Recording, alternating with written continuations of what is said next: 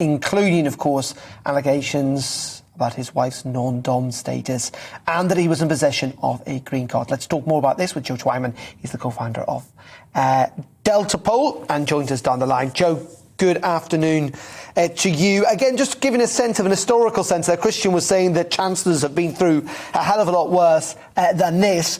But there is a momentum to this story and within the Conservative Party, concern or suggestions that Sunak might just go, you know what, I don't need this, I'm going to walk. Yes, friends of the Chancellor say that he may decide he doesn't want to be an MP anymore and prefers to live in Southern California. Remains to be seen if that's actually the case or simply an interesting threat. I think there's a really interesting question to be asked, though, about whether the Chancellor is, as you say, toast, and in what sense may he be regarded as that.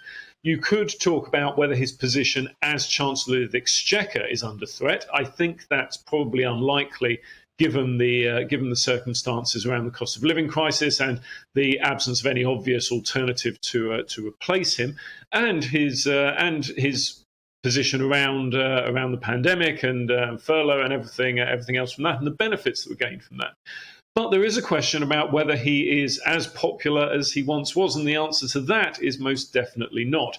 But that should not be a surprise to anyone, least of all to the Chancellor of the Exchequer. 2 years ago, during the height of the pandemic, the Chancellor was enjoying more than 2/3 of people saying that he was doing a good job.